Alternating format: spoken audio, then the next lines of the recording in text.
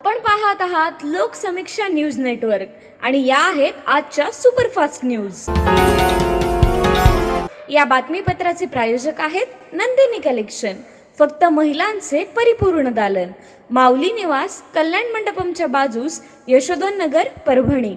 नमस्कार, मी प्रभू Dipke Loksamiksha news network मध्ये आपलं स्वागत करतो।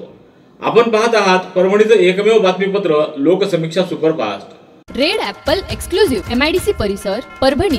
सेलू येथील गाजलेल्या सुरेश करवा खून प्रकरणातील 4 प्रमुख आरोपींना दुहेरी जन्मठेप सुनावण्यात आली आहे। हा महत्त्वपूर्ण निकाल प्रथम जिल्हा सत्र न्यायाधीश श्रीमती नायर यांनी आज 18 ऑक्टोबर रोजी दिलाय।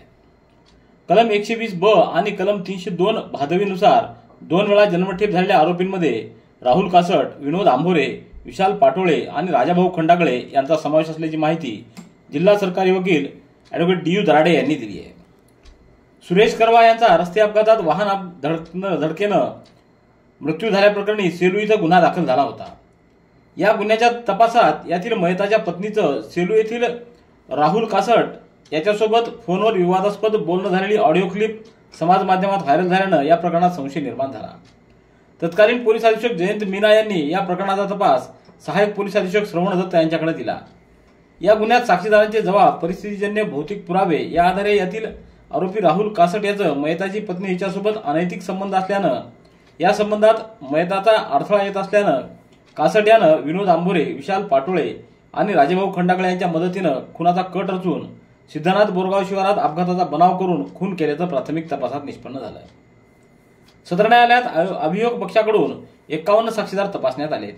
यात तपासी अधिकारी श्रवण दत्त, सायंटिफिक ऑफिसर रणजित गोरे, वैद्यकीय अधिकारी व महत्वाचे साक्षीदार यांची साक्ष आणि इलेक्ट्रॉनिक पुरावे अभियोग पक्षास पूरक ठरून ते कायद्याच्या कसोटीवर ग्राह्य धरून यातील आरोपी राहुल कासट, विनोद आंभोरे, विशाल पाटोळे, राजेभाऊ खंडागळे यांना जिल्हा व सत्र न्यायाधीश प्रथम श्रेणी श्रीमती SS नायर यांनी दुहेरी जन्मठेप सुनावलेली आहे। या खटल्यामध्ये मुख्य सरकारी अभियोक्ता श्री ज्ञानोबा दराडे यांनी सरकार पक्षाच्या वतीनं बाजू मांडली आहे। परभणीच्या जिल्हा महसूल कर्मचारी पतपेढीच्या वतीनं गेल्या वर्षीच म्हणजे 2023-24 या आर्थिक वर्षामध्ये सभासदांना व ठेवीदारांना 10% लाभांश वाटप करण्यात आला आहे। आज जिल्हाधिकारी रघुनाथ गावडे, अपर जिल्हाधिकारी प्रताप काळे, निवासी उपजिल्हाधिकारी अनुराधा ढालकर यांच्या हस्ते या ठेवीदारांना 10% लाभांश आणि भेटवस्तू देण्यात आल्या।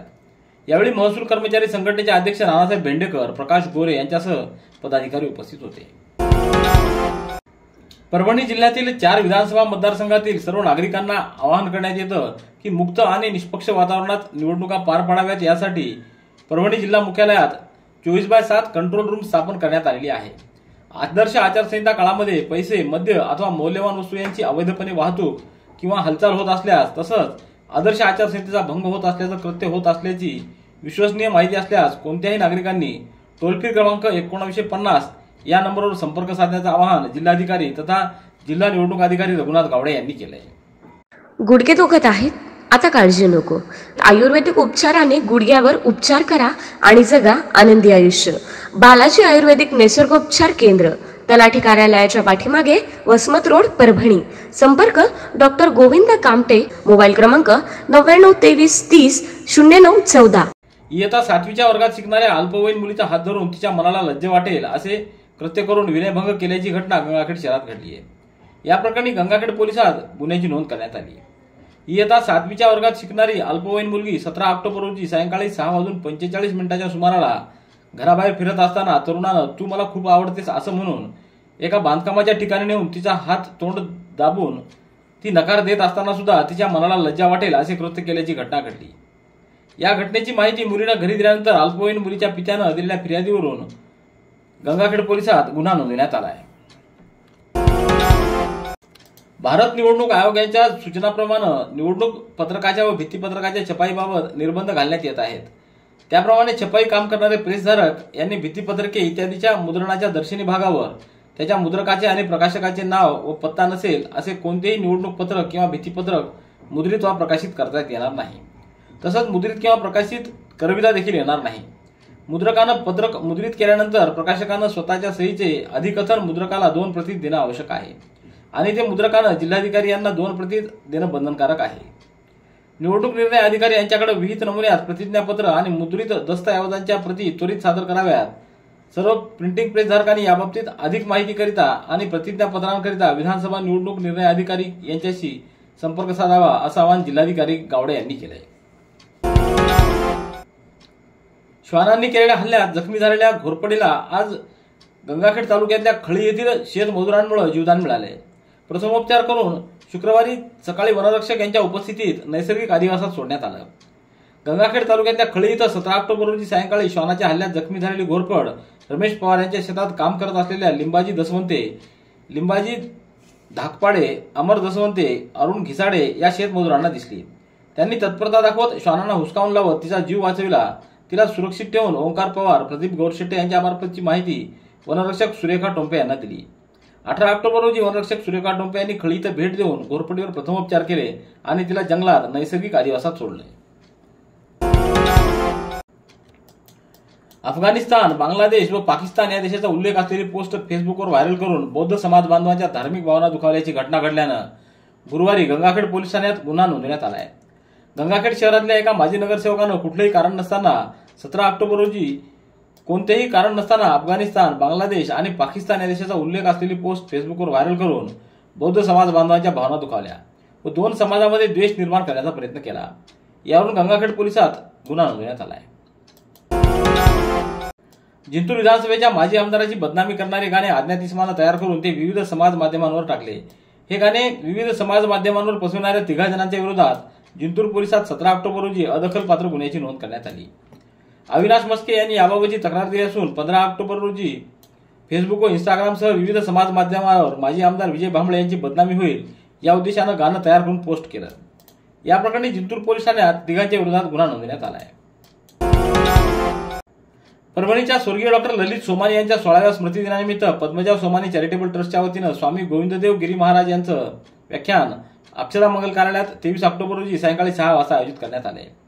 मागील 15 वर्षापासून ही शृंखला चालू असून राम जन्मभूमी न्यासाचे कोषाध्यक्ष तथा श्रीकृष्ण जन्मभूमी ट्रस्ट मथुराचे उपाध्यक्ष स्वामी गोविंददेव गिरी महाराज दरवर्षी या शृंखलेचे पुष्प गुंफत असतात. यावर्षी हे व्याख्यान एकदिवसीय होणार आहे. श्री गोविंददेव गिरी महाराज हे राष्ट्रदैवत छत्रपती शिवाजी महाराज या विषयावर व्याख्यान देणार आहेत.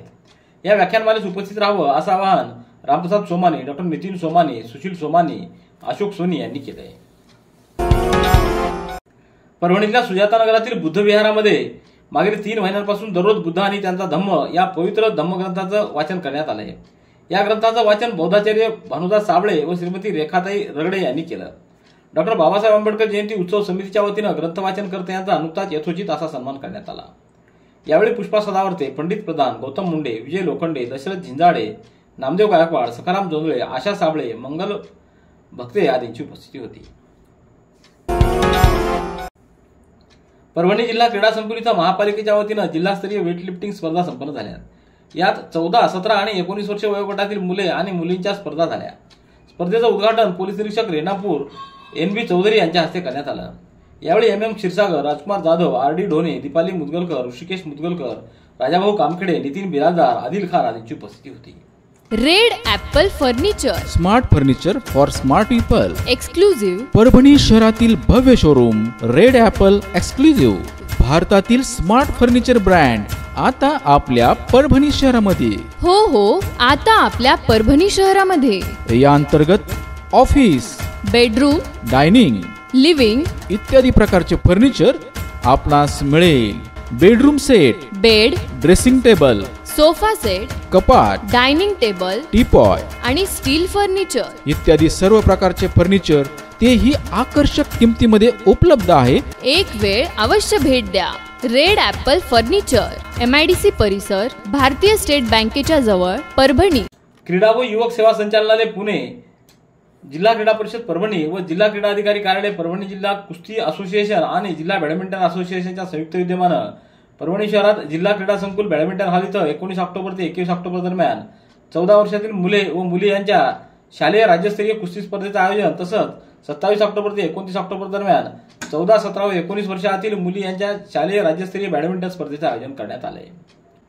परभणी शहरात होत असलेल्या या शालेय राज्यस्तरीय स्पर्धेमध्ये महाराष्ट्रातील सर्व विभागातील खेळाडू सहभागी होणार असून या स्पर्धांचा जास्तीत जास्त परभणीकरांनी आपल्या पल्ल्यांसह लाभ घ्यावा असं आवाहन जिल्हा क्रीडा अधिकारी कविता नावंदे यांनी केलंय.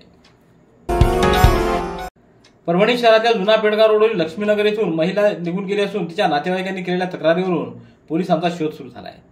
मुंजाजी बोबडे यांच्या तक्रारीवरून त्यांची बहीण कल्याणी अमर कौसेकर ही 29 वर्षीय महिला व तिची लहान मुलगी अमृता वय 9 वर्षे हिला सोबत घेऊन 10 ऑक्टोबर रोजी सकाळी 10 ते सायंकाळी 7च्या दरम्यान घरातून निघून गेली आहे. कोणाला अशा वर्णाची महिला व मुलगी आढळून आल्यास त्यांनी नारळपेठ पोलीस ठाण्याच्या पोलीस निरीक्षकांशी संपर्क साधावा असं आवाहन करण्यात आले. विधानसभा निवडणुकीच्या पार्श्वभूमीवर जिल्हास्तरीय माध्यम प्रमाणन व संनियंत्रण समिती जिल्हाधिकारी तथा जिल्हा निवडणूक अधिकारी रघुनाथ गावडे यांच्या अध्यक्षतेखाली स्थापन करण्यात आली आहे. उमेदवारांच्या मार्फत प्रचारासाठी इलेक्ट्रॉनिक सोशल मीडियात देणाऱ्या जाहिरातीचं पूर्वप्रमाणीकरण या समितीमार्फत केलं जातं. तर मुद्रित माध्यमातील प्रिंट मीडिया व जाहिरातीच्या मतदानाच्या दिवशी किंवा मतदानाच्या 1 दिवस अगोदर प्रकाशित करायचे असल्यास समितीकडून पूर्वप्रमाणीकरण करून घेणं बंधनकारक असल्याचं जिल्हाधिकारी रघुनाथ गावडे यांनी सूचित केलंय. रेड ॲपल एक्सक्लुझिव्ह MIDC परिसर परभणी. याबरोबरचे बातमीपत्र संपलं. पुन्हा भेटूया उद्याच्या सुपरफास्ट बातमीपत्रात. पाहत रहा लोकसमीक्षा. तुम्हाला हे बातमीपत्र कसं वाटलं याबद्दल आपली प्रतिक्रिया नोंदवा. दररोजचे अपडेट्स मिळवण्यासाठी लोकसमीक्षा चॅनलला सबस्क्राईब करा. धन्यवाद.